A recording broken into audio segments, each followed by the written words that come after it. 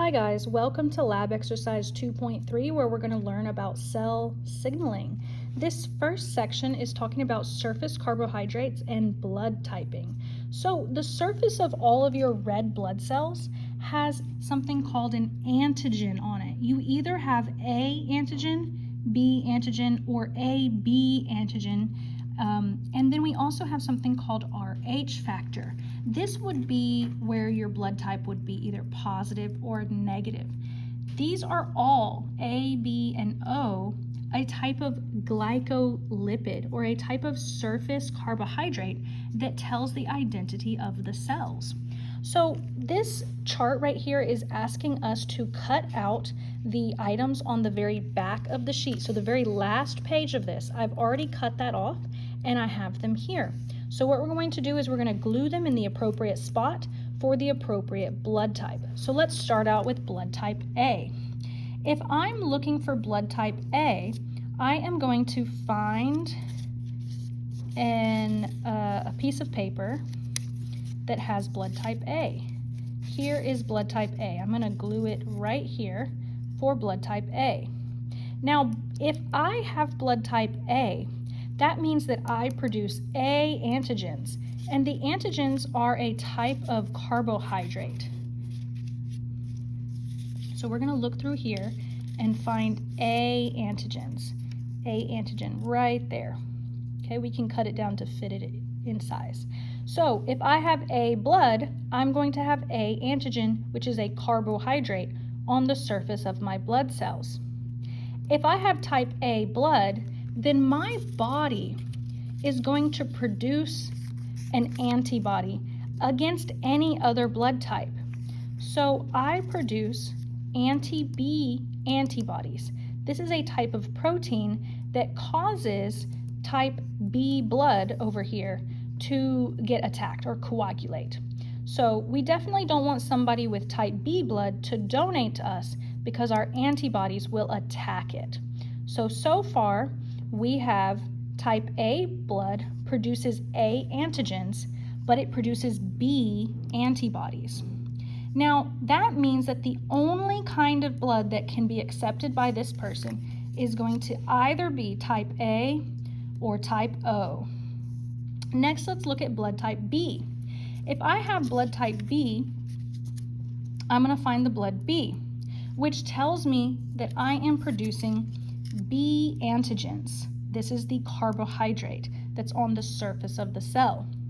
If I have blood type B, my body will attack anything with antigen A. So I produce anti-A antibodies that will attack blood type A.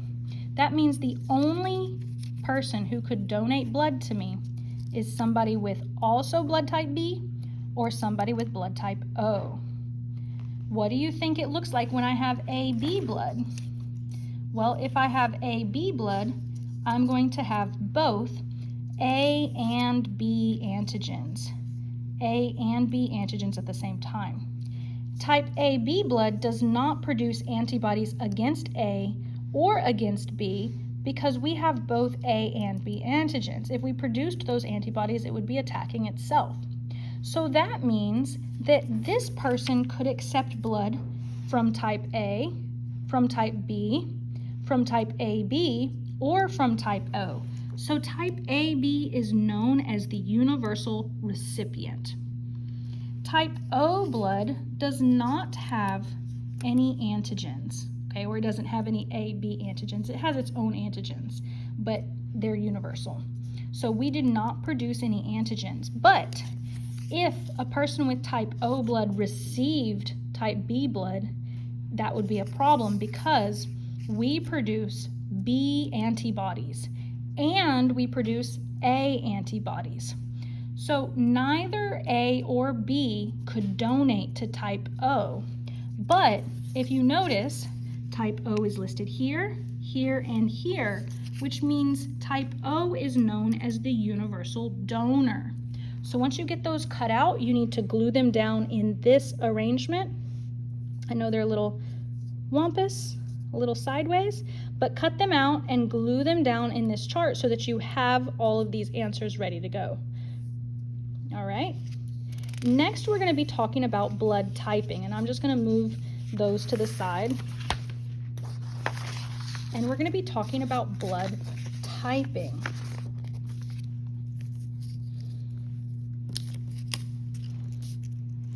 So when I am blood typing, I am going to test whether my blood is compatible for a donor or not. So in this second page, it says identifying an unknown blood type. It gives us this crazy scenario where you're trapped in the woods and the only people that could possibly donate to you are your 3 lab partners. So it says your teacher gives you these instructions. Number 1, each team member should claim 1 mystery sample as their own. Here I have claimed mystery sample number 1. So I am going to write my name under sample number 1. And I'm going to circle it so that I can keep track of who is donating to who. In this scenario, I'm the one that's sick. In your scenario, you would be the one that's sick and needs blood. So I would write my partner's name here. So I have partner number 2, partner number 3, and partner number 4. That's going to be their name for now. Okay, but right now I'm only focused on mine. Number 2 says take a note card and draw 4 circles on the note card, then label them anti-A, anti-B, anti-D, and control. So here I have done that. I made sure to label my card with number 1 because I'm using sample number 1, and then I drew 3 circles about the size of a quarter and labeled it anti-A, anti-B, anti-D, and C for control. So this is our control. We're not going to do anything to it because we want to be able to compare our results to the control. Now we talked about antibody A attacks blood type A. So if I get a reaction from antibody A, I can be sure that I have A antigens. If I get a reaction from anti-B, I can be sure that I have B antigens.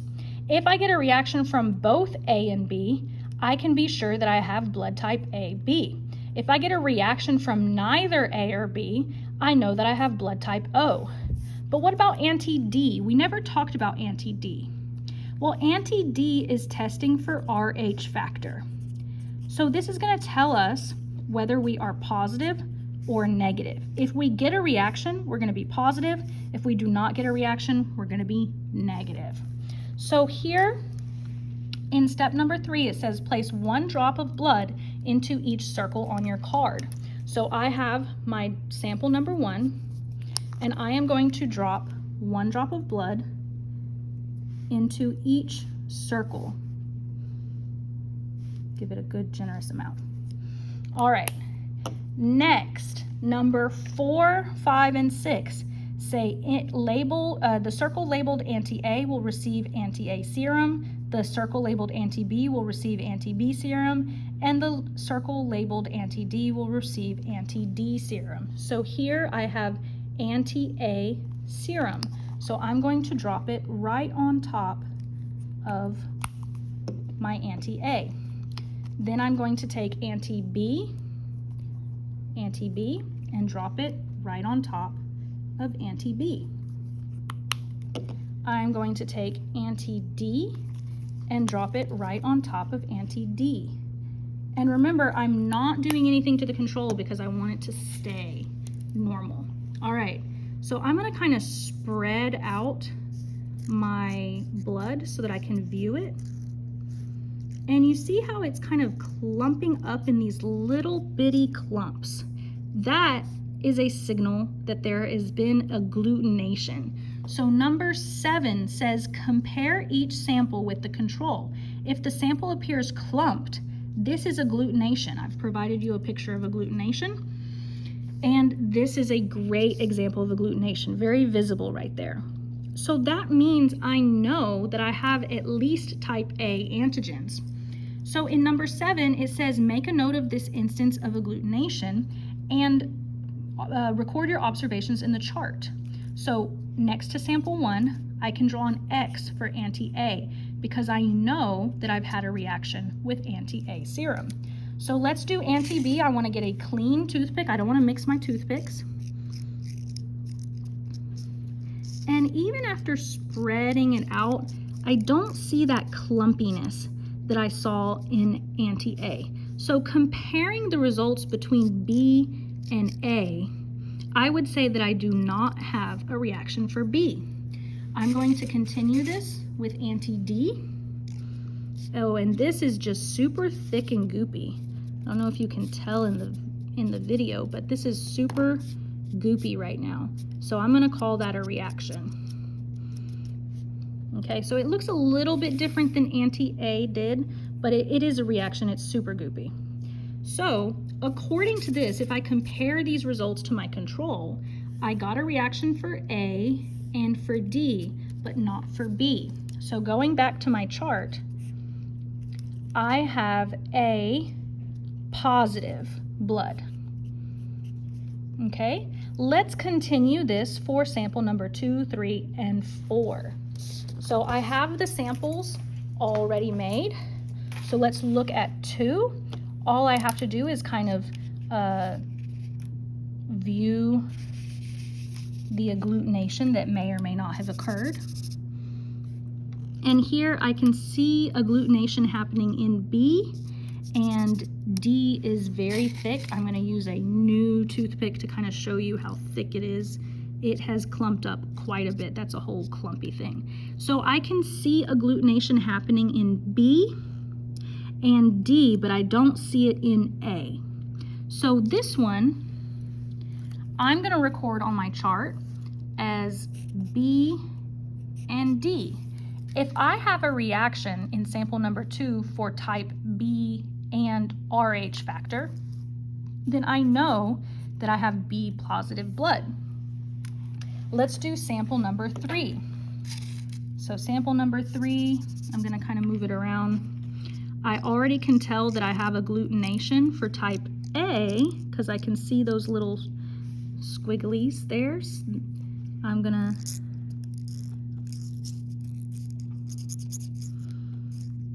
that one, I can see the agglutination happening. I don't know if it's in focus, but I can see the agglutination happening. Let me spread it out a little bit.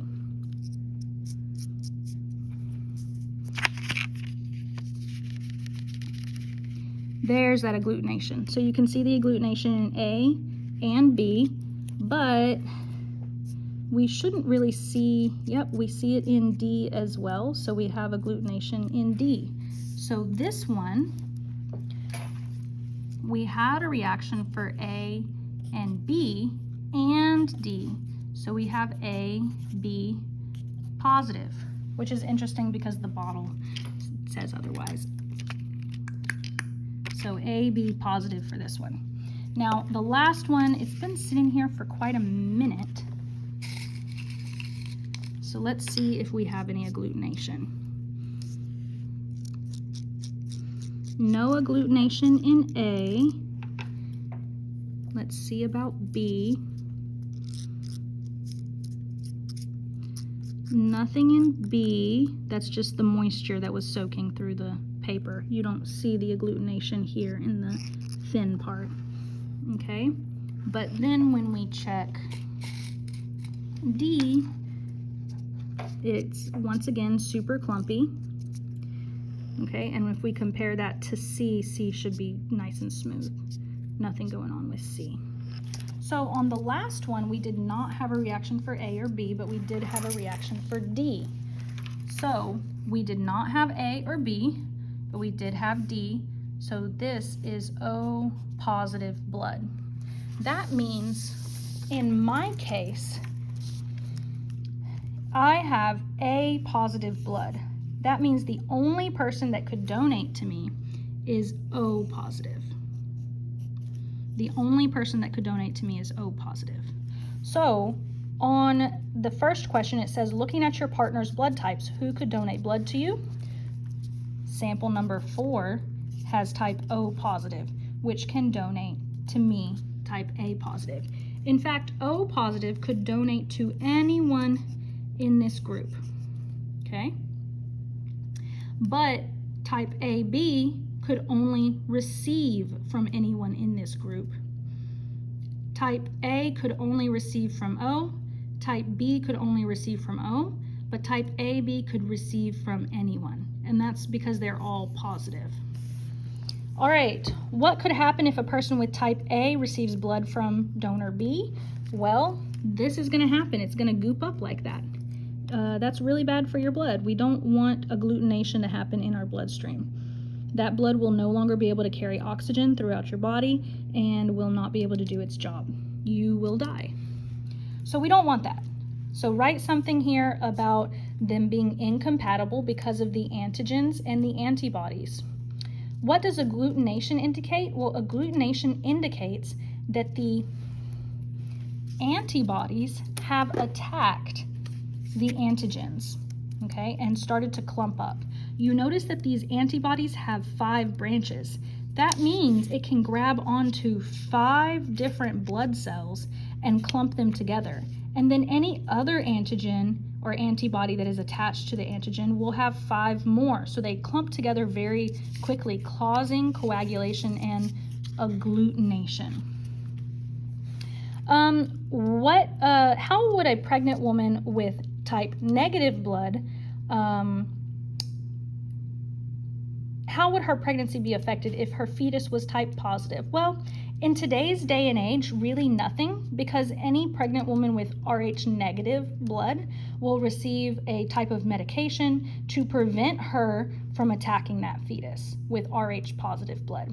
And this is usually only a problem with the second baby. The first baby is not usually a problem. So in the end, it probably wouldn't affect her pregnancy. If she did not receive that intervention, her blood may attack the baby. So if she does not receive proper prenatal care, it can become a problem. Let's look on the back here. This chart is asking you to label the following images as either endocrine, paracrine, or autocrine. Then write a short description of each type of signal. So in this first one, it is showing a signal being sent through the bloodstream. So I know that that's endocrine. And a great example of endocrine is any type of hormone. This could be insulin, which is a protein hormone, or it could be testosterone or estrogen, which is a steroid-based hormone. Endocrine signaling means a signal traveling through the bloodstream towards a target cell. That does not mean all cells in your body will respond to that hormone. Only the target cells respond because only the target cells have the appropriate receptors. So you need to write something along the lines of endocrine signals travel long distances through the bloodstream. One example is a hormone.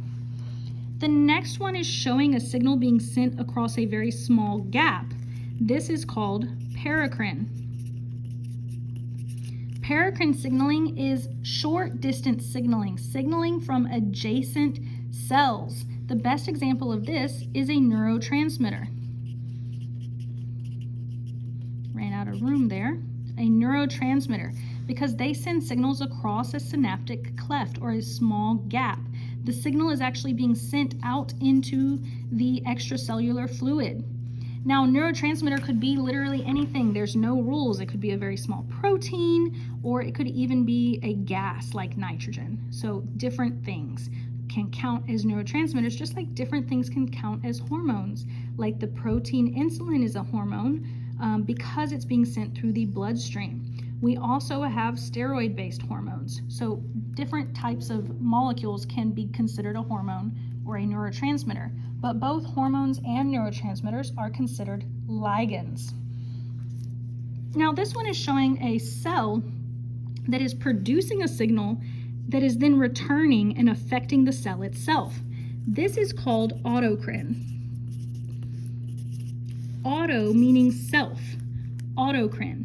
There are 2 main examples of autocrine signaling, such as growth factor. If you have growth factor, that means that this cell is doing really well. It has lots of space, lots of nutrients, lots of blood flow, and growth factor can trigger the cell to go through cell division. The other thing is if the cell is not doing too well, if its DNA is damaged or it has something wrong with it, it doesn't have good blood flow, it can go through cell death or apoptosis. This is the same word.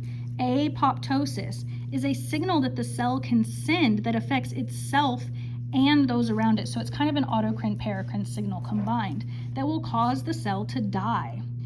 This protects your body from things like cancer because we don't want you to reproduce with bad DNA.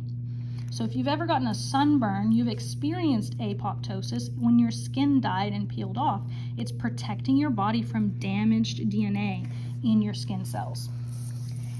Down at the bottom, this is the general diagram for a general signal cascade, okay? There are specific examples that we want to go over, but this is the general pattern. And we have some vocabulary words over here. So we're going to use these vocabulary words to fill in this diagram. The first step to any signal is going to be reception. We have to receive the signal. We are going to receive the signal in the form of a ligand. This is a ligand. This ligand could be considered a hormone or a neurotransmitter depending on the situation, whether it's an endocrine or a paracrine signal. Okay, so a ligand is anything that fits inside of the receptor protein. So this is the receptor. It's a receptor protein. In this instance, it's drawn in between the phospholipid bilayer, so it's a surface receptor, which tells me this ligand cannot cross this barrier, but some ligands like steroid hormones like estrogen and testosterone can cross this barrier, and so the receptor might be inside the cytoplasm, but not always. The second step is always signal transduction. Signal transduction is sending the signal from the receptor to the nucleus of the cell, to the end, okay? Signal transduction, and lots of things happen in signal transduction. It's like a domino effect. One domino hits the next one, hits the next one, hits the next one, and each time we get an enzyme that's being phosphorylated or energized by ATP. One cool thing that can happen during transduction is amplification. Amplification means the signal gets bigger and bigger, or it becomes amplified. So I only have to produce one ligand and I can get 100 enzymes out of it. Okay, if I'm going from one ligand, that means I only had to produce one ligand in one receptor, but then by the time we get down here, we're going to be producing hundreds of enzymes. Signal amplification is really cool because if my body needs a certain enzyme and it needs a lot of it, I don't have to spend a lot of energy making ligands because I only need a couple ligands to produce hundreds of enzymes. So that is the transduction step. It's like a domino effect. We call it a signal cascade. The last step is going to be a response. And in lecture, I was very general about the response because the response could literally be any cellular function, okay? Anything that this signaling cascade turns on or off is a response, but most likely it's going to be protein synthesis, okay? That means I'm going to be producing either enzymes or structural proteins or, maybe more receptors or maybe even more ligands. Some sort of protein that does some sort of job is most likely the response. It's not the only kind of response that can happen, but it's the most likely response. So this was the general diagram. Let's look at some specific diagrams. On the back here, it says label these diagrams as either G-coupled protein receptor, tyrosine kinase receptor, or ligand-gated ion channels, okay? This first diagram is going to be a G protein coupled receptor, GPCR. This is going to be your most common type of receptor that we're going to test over in this class. So it's good to know the steps of a G coupled protein receptor. So first, we're going to have, I cut out all my little pieces of paper here. The first thing we're going to have is the ligand. The ligand starts the messages, okay? The ligand starts everything out. It is going to be a signaling molecule. Could be anything. This one is on the surface, so I know it's not a steroid because steroids can cross this barrier. It is going to be received by a G-linked receptor. okay, a G-linked receptor, and it is linked to this protein right here called the G protein. Easy to remember because it's activated by GTP instead of ATP. ATP is adenosine triphosphate and GTP is guanine triphosphate. Very similar chemical structure. They both have 3 phosphates, the last of which provides cellular energy to the molecule. So once the ligand joins the G-linked receptor, it will activate the G protein, which will then activate this molecule right here, which is an amplification enzyme. The amplification enzyme will use ATP, which is a form of cellular energy, to activate a signal cascade. In this case, it's cyclic AMP. It may be cyclic AMP or it may be IP3. It just depends on the specific cascade that we're talking about, but this begins our domino effect of second messengers. So here we have cyclic AMP that's going to be activated by ATP, which then eventually will lead to some sort of cellular response, which is usually a protein. Now, this box right here, if we labeled this one G protein coupled receptor, this one would be tyrosine kinase. Now, kinase is a special type of enzyme that loves to steal phosphates. So, tyrosine is actually the amino acid that's stuck on the side of this tyrosine kinase. And tyrosine kinase has 2 parts. Both parts have to receive the ligand or receptor. They are the receptor and they're receiving the ligand. They have to undergo reception. When they both undergo reception, they both have a ligand, they join together creating this dimer, this pair. And each pair has 6 tyrosines. These tyrosines will steal a phosphate from ATP, so we're utilizing 6 ATPs here. And those phosphates will then be able to phosphorylate or activate these response proteins, some sort of response relay protein. This is going to start the signal cascade. And the signal cascade leads to some sort of cellular response. And what's interesting is that these tyrosines will activate these tyrosines, or this kinase will activate these tyrosines, and this kinase will activate these tyrosines. So they kind of phosphorylate each other. That's why the dimer pair is important. So we can send multiple signals using one receptor or a pair, a dimer receptor. The last one is going to be a ligand-gated ion channel.